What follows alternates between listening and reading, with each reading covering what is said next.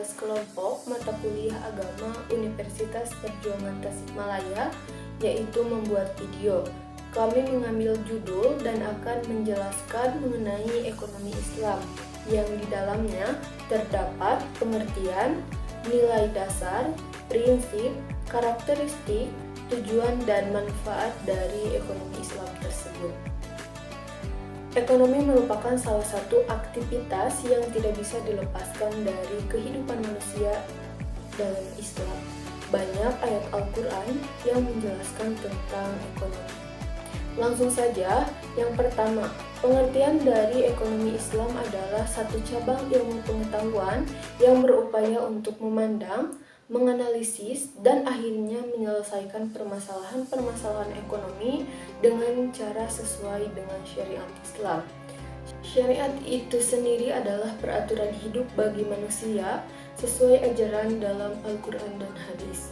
Nilai yang mendasari ekonomi Islam adalah ajaran tauhid. Prinsip tauhid ini mengajarkan bahwa seluruh kegiatan yang dilakukan manusia adalah kegiatan ekonomi, hanya ditunjukkan untuk mencari keridhaan dan sesuai petunjuk Allah Subhanahu wa Ta'ala. Prinsip tauhid inilah yang menjaga pembeda antara ekonomi Islam dan konvensional. Adapun 4 nilai dasar ekonomi Islam yang membedakan dengan ekonomi dan konvensional ialah sebagai berikut. Yang pertama adalah kepemilikan. Dalam hukum dasar Islam, pada hakikatnya segala sesuatu hanya milik Allah Subhanahu wa Ta'ala. Surat Yunus ayat 55. Peran manusia di bumi hanya sebagai khalifah atau pengelola. Hal itu sesuai dengan Quran surat Al-Baqarah ayat 195 yang artinya, dan belanjakanlah harta bendamu di jalan Allah, dan janganlah kamu menjatuhkan dirimu sendiri ke dalam kebinasaan, dan berbuat baiklah karena sesungguhnya Allah menyukai orang-orang yang berbuat baik. Meskipun demikian, manusia masih memiliki hak pribadi atas usahanya, baik berupa tanah, harta, dan sebagainya. Pemindahan kepemilikan harus didasarkan pada transaksi yang halal, hibah atau warisan. Poin yang kedua yaitu keadilan dalam berusaha. Adil menurut Islam bukan berarti sama rata, melainkan suatu keadaan di mana setiap insan manusia memiliki hak yang sama untuk mendapatkan penghargaan, barang, jasa, atau perlakuan. Prinsip keadilan ini diatur dalam surat Al-Maidah ayat 8. Keadilan dalam ekonomi Islam dicerminkan dengan anjuran Islam untuk seimbang dalam bekerja, berusaha, dan berdoa. Hasil yang diperoleh dari kegiatan ekonomi digunakan seperlunya saja. Sebagian bisa disedekahkan agar tercapai prinsip kegiatan ekonomi digunakan seperlunya saja. Sebagian bisa disedekahkan agar tercapai prinsip berkeadilan tersebut. Yang ketiga yaitu kerjasama dalam kebaikan. Kegiatan ekonomi Islam harus dilandasi semangat tolong-menolong dan kebaikan, berkompetensi untuk menebarkan kebaikan sesuai Quran surat Al-Maidah ayat 148. Poin yang keempat yaitu pertumbuhan yang seimbang. Dalam Islam, pertumbuhan ekonomi harus dibagi dengan terjangnya keseimbangan antara kesejahteraan spiritual dan kelestarian alam. Artinya, manusia tidak boleh mengeksploitasi alam secara berlebihan demi meningkatkan ekonomi. Hal yang mampu mengendalikan itu adalah kesejahteraan spiritual.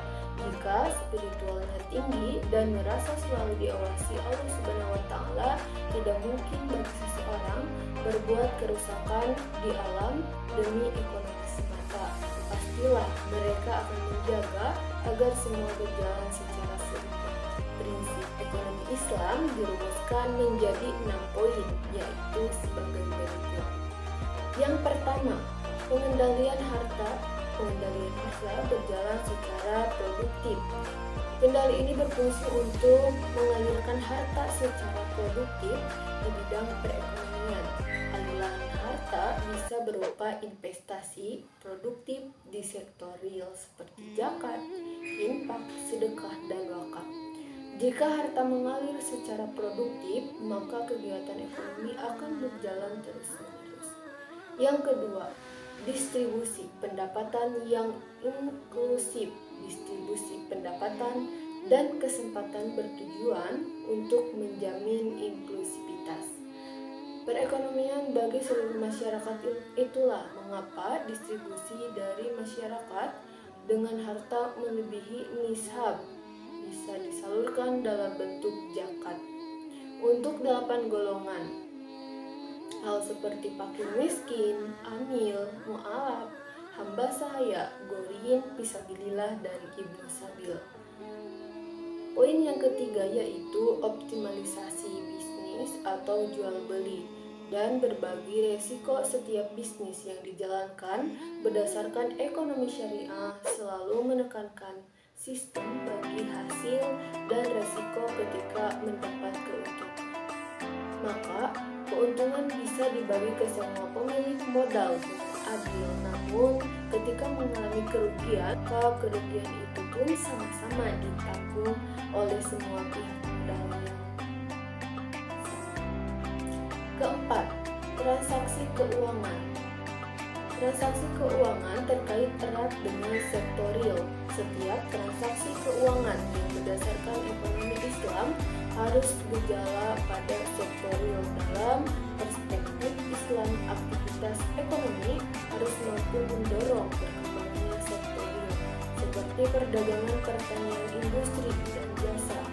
Hal yang ditekankan pada ekonomi Islam adalah tidak adanya toleran atau tolerir untuk aktivitas ekonomi non-real seperti perdagangan, uang perbankan dengan sistem riba, dan lain sebagainya. Yang kelima yaitu partisipasi sosial. Untuk kepentingan publik dalam Islam, seseorang yang memiliki harta harus ikut berpartisipasi, membangun kepentingan bersama, misalnya mewakafkan tanah untuk rumah sakit, memberi suku untuk membangun jalan, dan sebagainya. Hal ini berdasarkan firman Allah Subhanahu wa taala dalam Al-Qur'an surat Al-Hadid ayat 7 yang artinya, berimanlah kamu kepada Allah Subhanahu wa taala dan Rasul, dan nafkahkanlah sebagian dari hartamu yang Allah telah menjadikan kamu menguasainya. Maka orang-orang yang beriman di antara kamu dan menafkahkan sebagian dari hartanya memperoleh pahala yang besar jika diimplementasikan dalam kehidupan sehari-hari dan dikelola secara optimal. Prinsip ini bisa menambahkan sumber daya publik dalam kegiatan aktif perekonomian. Yang keenam yaitu transaksi muamalat. Transaksi muamalat mencerminkan kegiatan ekonomi khususnya perdagangan yang dipraktikkan oleh Rasulullah SAW saat berdagang di Madinah. Nilai yang terkandung dalam transaksi muamalah adalah menjunjung tinggi keadilan serta kerjasama dan keseimbangan. Setiap transaksi haruslah mematuhi aturan yang ditetapkan oleh syariat. Adapun tujuan dari syariat Islam yaitu maqasid as-syariah, mencapai kebahagiaan di dunia dan di akhirat melalui kehidupan yang baik dan terhormat, merupakan aturan yang bisa mewujudkan terpeliharanya 5 kemaslahatan dasar yaitu agama, jiwa, intelektual, keturunan, dan harta kekayaan. Karakteristik kehadiran ekonomi syariah ternyata mampu memberikan kontribusi yang signifikan di dunia perekonomian. Adapun manfaat yang dirasakan melalui ekonomi syariah adalah sebagai berikut. Islam mendorong terciptanya pertumbuhan ekonomi bagi masyarakat melalui 2 cara, yaitu pengharaman riba dan kegiatan sektor real. Selanjutnya, ekonomi Islam mampu menciptakan anggaran negara yang memihak pada rakyat.